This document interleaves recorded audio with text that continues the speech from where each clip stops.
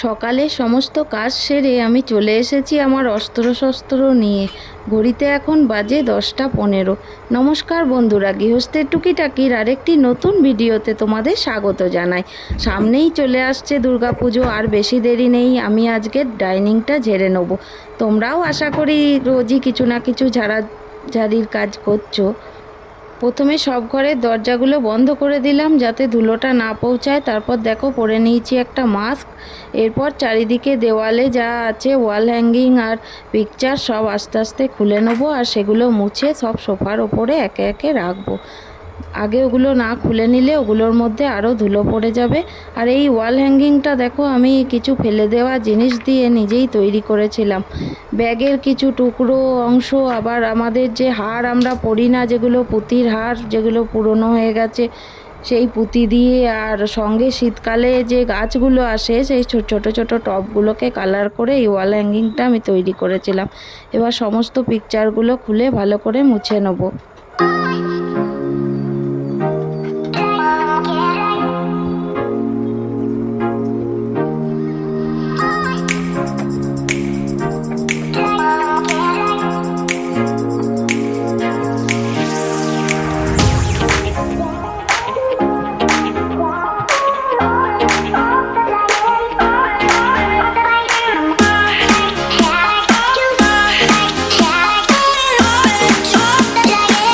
ফুলদানিগুলো আমি সব বাইরে নিয়ে চলে যাব। আর টেবিলটাও দেখো সব একে একে ফাঁকা করে দিলাম। আর টেবিল ক্লথটা তুলে নিয়ে গিয়ে ফুলদানি আর টেবিল ক্লথ আমি শ্যাম্পু জলে বাইরে কলতলায় ধুয়ে মিলে দেবো। এই ঘরটা ঝাড়তে ঝাড়তে এগুলো আমার সব ততক্ষণে শুকিয়ে যাবে, কারণ বাইরে প্রচণ্ড কড়া রোদ উঠেছে। এরপর দেখো এবার ঝুলঝাড়া নিয়ে লেগে পড়েছি। ব্যাস।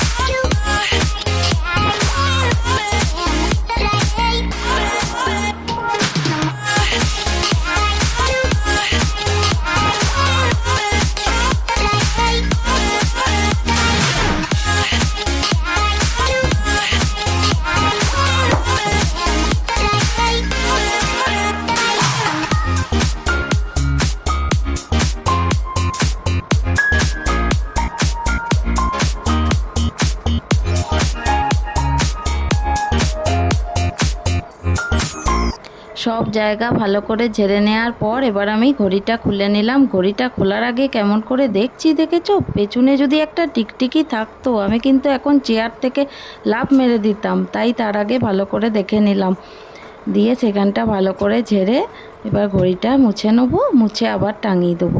আর এই বাসনের যে সেলফটা, শোকেসটা আমি আগেই পরিষ্কার করে নিয়েছি। যে কোনো শোকেসের ভেতরগুলো আমি আগেই পরিষ্কার করে ফেলেছি, তাই ওটা আমি আর ভেতরটা কিছু হাত দেবো না, বাইরে থেকে ডাস্টিংটা করে নেবো।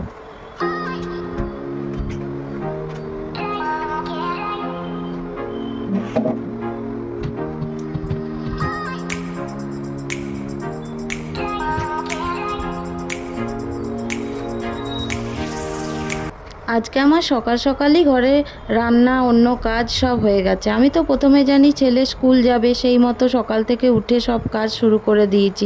তারপর দেখি ছেলেটার জ্বর এসেছে, আর তো স্কুল যাওয়া হলো না। তো স্কুল যখন যাওয়াই হলো না, আমার সব কাজ হয়েই গেছে, তাহলে আমি বসে থেকে কি করব? সেই জন্য আমি মনে মনে ভাবলাম আজকে তাহলে ডাইনিংটাই ঝেড়ে নিই, শুধু শুধু বসে থেকে সময় নষ্ট না করে। টেবিলের তলাটাও ভালো করে ঝেড়ে নিলাম। এরপর চেয়ারগুলো সব মুছে নেব। আমার চ্যানেলটা যদি তোমাদের একটুও ভালো লেগে থাকে তাহলে প্লিজ সাবস্ক্রাইব করে দিও, আর লাইক কমেন্ট শেয়ার করে তোমরা আমার পাশে থেকো। দেখো চেয়ারগুলো কেমন ধুলো পড়ে গেছিলো, মুছে দেওয়াতে চেয়ারগুলো সব চকচক করছে।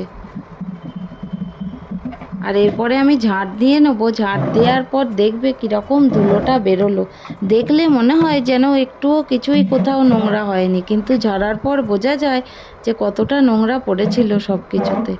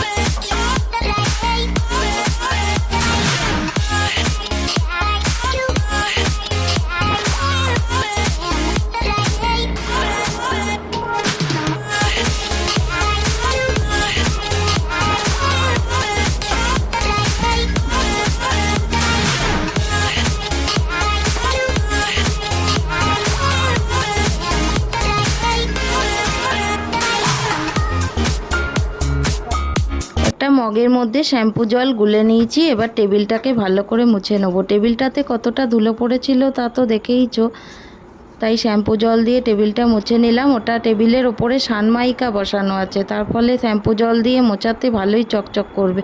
আর আমার হাতে যে লিকুইডটা দেখলে, এটা আমি অনলাইন থেকে কিনেছিলাম। এটা ফোন, টিভি, আয়না খুব ভালো পরিষ্কার হয় এটা দিয়ে মুছলে। এই লিকুইডটা দিয়ে যদি আয়না মোছা হয় না, বেসিনের ওপরে আয়নার মধ্যে যে জলের দাগ পড়ে তা কিন্তু সহজেই উঠে যায়। আর বেসিনটাও দেখো আমি ঘষে ভালো করে সার্ফ দিয়ে ধুয়ে নিলাম, সব পরিষ্কার করে নিলাম।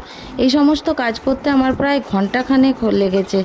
তা ততক্ষণে তো আমার টেবিল ক্লথ আর ফুলদানি পুরো শুকিয়ে গেছে। যা রোদ উঠেছে আজকে, শুকিয়ে যাওয়ারই কথা। দেখি এগুলো আবার নিয়ে আসি, দিয়ে সব যার যেটা যেখানে রাখার সব একবারে সাজিয়ে নেবো।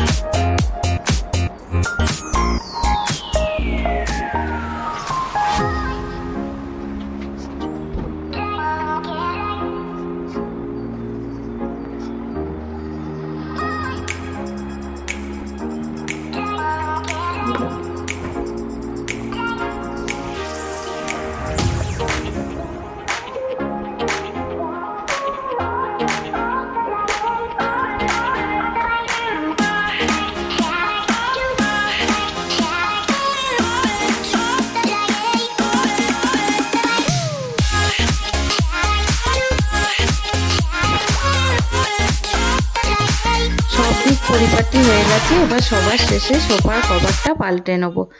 এইটুকু করতে করতেই আমার কিন্তু 12টা 15 বেজে গেছে। 10টা 15 থেকে শুরু করেছিলাম। আজকে সবই হলো, একটা কাজই হলো না, সেটা হচ্ছে জানলা দরজাটা মোছা। ওটা আবার অন্য দিন করব। এরপর আমি ঘরটা মুছে নেবো। ঘর মুছে চান করে পুজো করব। আজকের মতো এইটুকুই। আবার তোমাদের সঙ্গে দেখা হবে নতুন কোনো ভিডিওতে, নতুন কিছু নিয়ে।